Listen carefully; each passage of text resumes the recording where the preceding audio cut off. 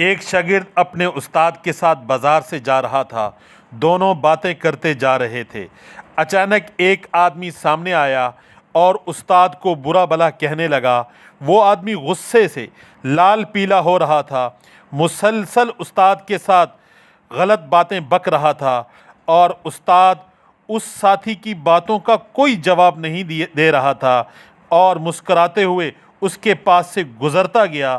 اور استاد کو مسکراتا دیکھ کر وہ اور غصے میں آ گیا اور استاد کو مزید گالیاں نکالنی شروع کر دیں اور ان کے خاندان کو بھی گالیاں دینے لگا۔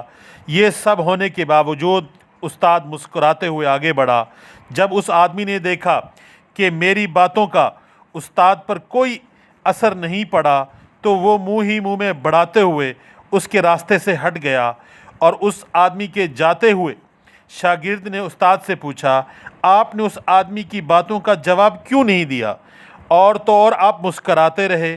آپ کو اس کی کوئی بات بری نہیں لگی؟ آپ کو اس کی باتوں سے دکھ نہیں ہوا؟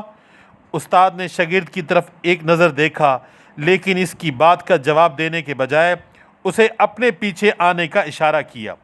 شاگرد خاموشی سے ان کے پیچھے چلتا گیا اور وہ دونوں چلتے چلتے استاد کے گھر تک پہنچ گئے۔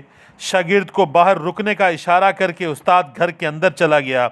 تھوڑی دیر بعد واپس آیا تو ان کے استاد کے ہاتھ میں ایک میلا سا بدبودار تولیہ اور کچھ کپڑے تھے، اور جو لگتا تھا کسی کچرے کے ڈرم سے نکالے ہوئے ہیں۔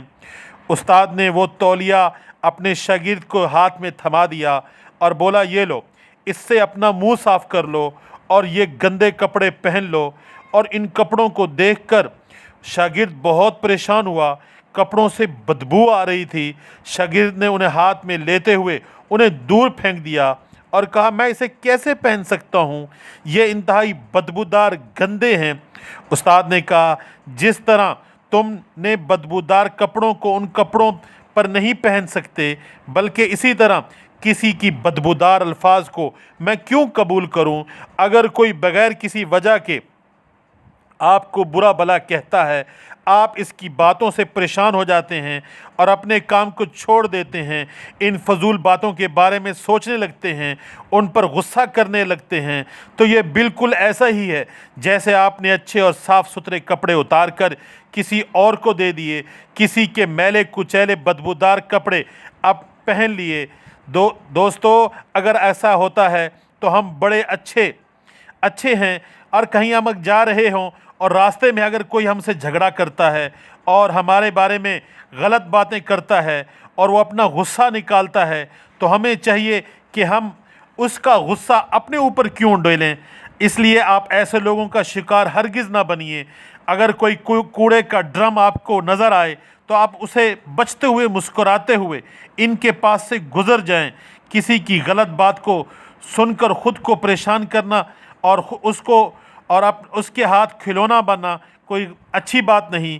کوئی جب مرضی چاہے ہمیں غصہ دلا دے اور ہمارے دماغ کو کنٹرول اپنے ہاتھ میں رکھے، ایسا مت ہونے دیں۔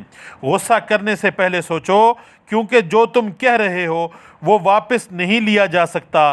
جو آدمی خود پر قابو نہیں رکھ سکتا وہ دنیا پر قابو پانے کے خواب نہ دیکھے۔ جب بھی تمہیں غصہ آئے تو رک جاؤ اور سوچو، کیا یہ چند لمحوں کی کیفیت تمہاری ساری زندگی برباد کرنے کے قابل ہے؟ غصے کی آگ سب سے پہلے اس آدمی کو جلاتی ہے جس کے دل میں یہ بھڑکتی ہے۔ اگر تم دوسروں کو اپنے غصے سے نقصان پہنچاؤ گے تو سب سے زیادہ نقصان تمہیں خود ہوگا۔ طاقتور وہی ہے جو اپنے نفس پر قابو رکھے، نہ کہ دوسروں کو زیر کرے۔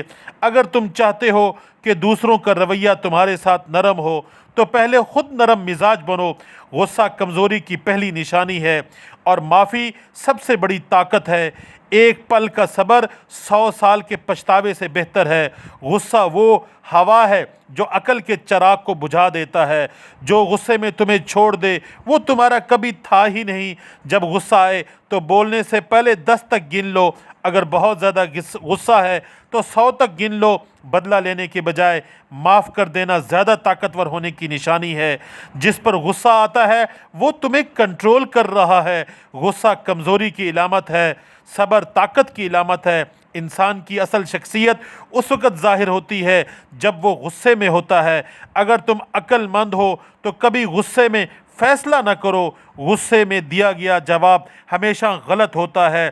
سب سے زیادہ بہادر وہ ہے جو اپنے غصے پر قابو